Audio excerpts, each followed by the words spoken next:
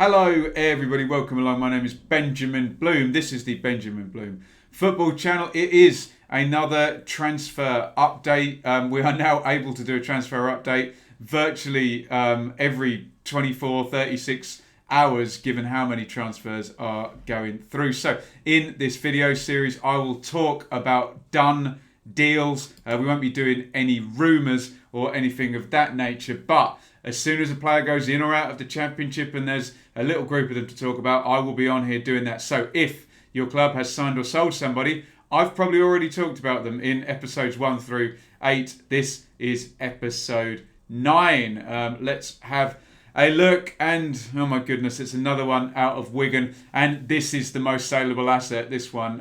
Anthony Robinson. I know Kiefer Moore's gone and Che Dunkley's gone, and we're going to talk about another Wigan player later in the video. The youngsters Gelhardt and Weir went as well. Just everybody out of Wigan. Did I say Kiefer Moore as well? But this was the guy. He made it into my Championship team of the season amongst his many accolades. But really great, progressive left back, proper modern full back who can get up and down. And you know what it's like with full backs now. They're expected to not just to be solid and be there and dependable for defence, but with no two up fronts anymore and tight front threes and 4-2-3-1s going narrow, they're expected to be the attacking width up the top of the pitch and the overload going forward. And Robinson certainly is capable of doing that. He's known well to Championship fans here. He'd been at Everton. They never really fancied him. Strange, because now he's going to be in the Premier League where Everton are. But out to Bolton in 17-18. Look how consistent he is as well. 30 appearances there. Wigan in 18-19. So there was a period where Wigan had Robinson left back and Reece James right back. Pretty decent loan work from Wigan at that point. And they signed him full time. I think they might have got back what they paid. I think it was around the 2 million mark. Forgive me if I'm wrong about that. Someone will fact check me. But another 38 games. So this is a guy with nearly 100 appearances in recent seasons in the Championship and always looking like a standout player. So it's a really, really decent acquisition for Fulham, I suppose. From their point of view, they've got Joe Bryan in that position. The criticism I've heard from Fulham fans about Joe Bryan is he's very good going forward, maybe not so much going backwards. But obviously, the hero of the playoff final, Joe Bryan, with the 2 goals. So it'll be interesting to see how Scott Parker plays this out. But he certainly has picked up a very, very decent player in Anthony Robinson. I know Sheffield United in the Premier League were interested as well. So in terms of player selling club and buying club, good deal for Fulham because I think he's ready and he's young and it's a very good price. Good for the player. Well done, Robinson. He's done his due diligence. Loans into the Championship, full-time in the Championship, and then 1 season full-time, and he's into the Premier League where everybody wants to play, don't they? And do I need to say, for Wigan, no, it's bad. It's another bad one.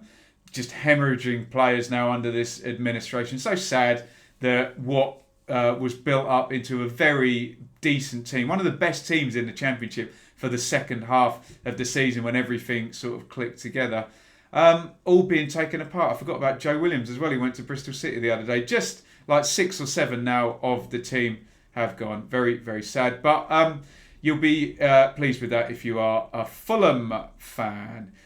He's back again. Now, talking about Championship loan experts, here is Izzy Brown, who's now 23, who we seem to have known for ages and ages, still on the books at Chelsea. And Izzy Brown is a very, very good player, an excellent player, a number 10 or an attacking midfielder, can carry the ball, can do things while he's carrying the ball. We always say at Championship level, those who can pass, fine, but those who can pass whilst carrying the ball tend to end up in the Premier League and destroying the Championship. He's been down here the past 2 seasons with Leeds and Luton. With Leeds, he just could not get fit. And I've actually argued that was the missing piece with Leeds in 18-19. They needed a partner for Klitsch and a bit of weight off Pablo Hernandez doing all the creativity. I think that might have been different had they had that option. Ifs, buts and maybes. I really rate Brown. He goes to Luton and, and Luton fans would admit this, very high calibre player, and clearly the guy in the first half of the season under Graham Jones. And when he played well, he got them ticking. His progressive passing stats were good, goals and assists. So we know he can do it at this level, but injuries again last season. So in he goes to Sheffield Wednesday. There's the history. You can see he starts at West Brom, actually. I didn't know that. And then Chelsea there. I'll have to do some reading up on how he got from West Brom to Chelsea, because he must have been very, very young. Vitesse, where a lot of Chelsea players go, don't know. Then Rotherham, Huddersfield, where they were actually promoted in the back end of that season. Brighton. So this feels very Tammy Abraham, doesn't it? Star in the Championship, get a Premier League loan move, but then come back down into the Championship. You can see Leeds there, one appearance. I believe I was at that game. He came on against QPR in a defeat and played for about 10 minutes. That was it. Luton, look, 25 appearances, only the one goal, but please go and look up the influence he had on their games, and certainly the progressive passing and the assists were very strong. So he goes to Sheffield Wednesday, who are in for that minus 12 points, unless there's some craziness with the appeal. So if I'm a Sheffield Wednesday fan, I am thinking this is a good deal if this guy can stay fit. He is proven in the Championship, but he's also proven to, you can see, never knock out that 30 to 35 appearances that you want. So I think if Sheffield Wednesday can get Izzy Brown on the pitch for 30 to 35 games, this will be a very, very useful signing for them. How Gary Monk will play him, who likes a 4-4-2 and likes two up top, and Brown maybe best as a number 10 or a 4-2-3-1 guy roaming off the front there. How he plays him, I don't know, but a high calibre player, let's just say. Can they get him out on the pitch? The usual analysis, selling club, well, it's a loan. Chelsea don't care. They just get the players out. They get the loan fees and the wages paid and, do the business that way. For Sheffield Wednesday, it's a good deal. For Izzy Brown, it's a good deal. Maybe he wouldn't have wanted to go to a team with minus 12, but look, I think it's just a short window for him now. He's 23, very similar sort of to the Cameron Carter-Vickers situation, where we know he's good in the Championship. Both went to Luton, in fact, last season, and just needing to work his way up. And look, we did see with people like Conor Gallagher, loans can be cut halfway through the season, and if Wednesday are floundering with the minus 12 and he is fit and playing well, Chelsea will ruthlessly just redeploy him up to a top half team like they did with Conor Gallagher going from Charlton halfway through the season up the league to Swansea. So I like it. I like Izzy Brown. Can they get him on the pitch for 30 to 35 games is my question. This is Dominic Freiser. I assume that's how you pronounce his name. If we've got any Austrians watching, they'll correct me there. Who has signed from Lask Linz, who have just played Manchester United in the Europa League, I believe, agreeing a deal until 2022. Joining Kilian Ludwig. Remember, we've got the Gerhard Struber link up. Former Red Bull Salzburg coach there in Austria, and they have been there indeed. 225 appearances for Freiser across the Austrian divisions, it says, and featured heavily. Well, you can see the... sorry, let me just read that last one. Either flank and as a forward, and that's what Who Scored kind of says as well. You can see, look at that, 9 appearances in the Europa League. So played some high standard football here. 26 years old. In the main, Who Scored have him down as a left-sided winger, but Barnsley on their website they are selling him as anywhere across the front. This is one where I hold my hand up and say I don't know this player, but I do know about Barnsley's recruitment. I do know the attempts here to exploit that Austrian market with Gerhard Struber, and it's worked to a certain extent so far, hasn't it? And they're certainly going back to that well. So you would be excited if you're a Barnsley fan based on the Europa League calibre of this player, but I'll hold my hand up and say I don't know too much about him. Transfermarkt have the fee at £720,000. By the way, just a quick disclaimer, all my fees I'll get from Transfermarkt. I'm not saying they're right, wrong, etc. I'm just go for one source so we get some level of consistency. If you want to correct me on the fee, sometimes we get some boohoo comments, that fee's not right, then that's absolutely fine. But just put your source in the comment as well, so I can just double check, because if your source is your mate down the pub, I'll just go with Transfermarkt for their transfer fee. So you would assume that one looks quite exciting, and he's going to be, given the fee, he's going to be in and playing for Barnsley and Gerhard Struber next season. Here is Wes Harding into Rotherham. Rotherham have brought 2 or 3 in now. Angus MacDonald came in. Marcus McKell had come in. I forget his name now. Had come in as well.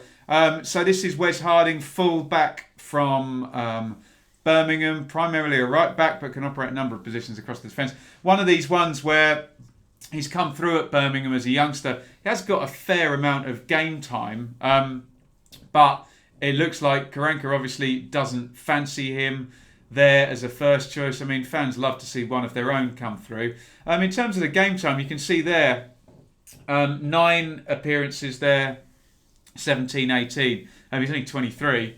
13 plus 14 off the bench in 18, 19, and less this season, which is always a worrying trend there under Pep Clotet as you're getting older and your appearances are going down. So he'll go from Birmingham into Rotherham, where we assume he'll be a starter. It's gone through as undisclosed, so I don't know what they have paid. I wouldn't have thought it would have been a huge whack, being there's only 7 championship appearances, but for Paul Warne, it's championship experience and physicality, and we know Rotherham is going to be all about the physicality this season. By the way, that's not a bad thing. If anyone wants to get oversensitive, thinks I'm having a dig about that, no, absolutely fine. Many ways to skin a cat and win a football match. May the best team win, whatever the tactics, is what I always say. So Wes Harding in there. You would think for selling club, if Karanka doesn't want him, that's fine. We'll find out what fee they get, presumably sometime between now and Armageddon. For Rotherham, it's another new face in, another upgrade, and obviously depending on what they paid, probably a thumbs up there, and someone who's going to fit what Paul Warne wants to do. God. Here's another one out of Wigan. This is the goalkeeper now. So let's see. I can't even remember all of these. This is David Marshall now joining Jay Dunkley, Anthony Robinson, Joe Williams, Kiefer Moore, Joe Gelhart and Jensen Weir. They're just everyone going. I've probably missed one out as well. Just an absolute pillaging. Marshall had been at Hull, I think, if I'm remembering that correctly. And this is just one of those no-brainer ones, isn't it? They brought Ben Hamer in on loan Derby last season, and I may be being a bit unfair to Hamer to characterise him on that mistake, but in that Sky game at the end of the season against Brentford, letting was it Ben Rama's shot through his hands and squirm over the line. Obviously, Koku's not high on Keller Roos, and Hamer's gone back. So this is just one of those no-brainers where you sign a 35-year-old, probably do 1 season or 2 seasons, and you know he's just going to be reliable and can do the job because he's done it for so many years for so many clubs. And if you look, it's a really good career, isn't it? Celtic for Scottish Premier League level, Norwich in the Championship, 2 complete 46-game seasons there for Norwich as well. Then Cardiff, so consistent as well. Look, 43 appearances there, 45, 46, 37 in the Premier League, 38, 40. Out he goes to Hull in the Premier League, another 43 for Hull in the Championship, and then 37 as well. Look, some 500 games. So this one I think goes under no-brainer in terms of get an experienced goalkeeper, and he basically buys you 2 years where you either develop or find your next goalkeeper. But he should easily just transition straight into that Derby team and squad, depending on what Koku wants to do between the sticks. For the player, great. He's obviously been relegated with Wigan, so he's back in the Championship. Hopefully a last nice payday as he's 35 years old in terms of salary. For Derby, I think it's a free. Someone will correct me in the comments if I'm wrong about that. So for Derby, as I say, no-brainer. This one goes as. For Wigan, yes, it's just sucks. I mean, I will hold my hands up and say, as an Ipswich fan, the fixtures came out this morning. Wigan's first game is away at Ipswich, and as a selfish Ipswich fan, you're like, what Wigan team is actually going to turn up here? Who's going to be left? Who's going to be the manager? Is the administration still going to be going on? But hey, let's not make this all doom and gloom about Wigan. Derby got themselves a really good, experienced goalkeeper there, and a lot of clean sheets last season in that excellent Wigan second half of the season. A couple of quick outs. That is Joel Coleman out from Huddersfield to Fleetwood Town in League One. And Jordan Green, wide player, has gone on loan to Southend from Barnsley. So that is that everybody? Yes, it is. The latest Championship transfer update. Let me know what you think. If you support the buying club, the selling club, let me know what you think of the signings or the sales, and just any opinions on any of these players. Let me know. It's always good to look at signings just in isolation. We tend to see the glass at half full, I think, when signings are made. You think, oh, they'll go on and do better. So let me know what you think in the comments. And again, I will say information from Transfermarkt on fees. Feel free to correct me, but please do give me your source for where the fee is. Just stick that as a link in the comments. A few plugs, then you can join the Benjamin Bloom channel Fantasy League. I must go and check and see how many people have done so. There is the code T5QBR0. Go and join in that. Little bit of fun there. If you're new to the channel or you just use YouTube without ever subscribing and just click on videos, then please hit that subscribe button there. We are moving along nicely. 11,519 subscribers before the video when I took the screenshot. Really good way of supporting the channel. The more subscribers we get, the more people will see the videos, and hopefully the more comments we get, the more interaction, the better for the channel. As I say, it's all a big think tank, isn't it, with people sharing knowledge. So the more smart comments we get, the more I learn when I read them, the better the videos are going to be. So hit subscribe and get involved. Ring the bell for notifications. To support the channel monetarily, you can do so on Patreon there. For the $3 tier there, clear of relegation. That's just a donation, basically. That's to help me out. I don't have a job because of COVID, and we are pushing on with this as a means of making a living. I'd love to do it through just ad revenue and sponsorship. Not there yet, so we're doing the Patreon route as well. The $5 tier there, you'll see the VAT's been added on there. I don't see any of that. The $5 tier, you do get some Patreon-only content. You get the Q&As, Patreon-exclusive Q&As, and Patreon-exclusive vlogs as well. So you get a bit of extra content if you feel you can afford to donate a bit more. And if you enjoy my content, you might particularly want to see that. And I thank everybody who has subscribed. Going really, really well. And as I mentioned, we're opening out now. So if anyone runs small businesses and do want to sponsor, you could sponsor the transfer videos or the morning daily football updates, the live streams, anything you want really. We could do a full main channel sponsor. Let me know, because we are trying to parlay this into a living for me. So Benjamin Bloom Music, don't forget the 2 M's in a row there, at gmail.com. There, hopefully that didn't read like a big infomercial at the end, because the main thing here is for us to chat football. So get your thoughts in on that latest load of transfers in the Championship. This was episode number, 9. Episode number 9 of the transfer update videos. They'll come as often as they can. What did we do today? 3, 6, 8. So 8 to 10 players sort of, and I'll do another one. So keep your eyes out for these, and keep your eyes out for the next video. I will see you very soon. Over and out.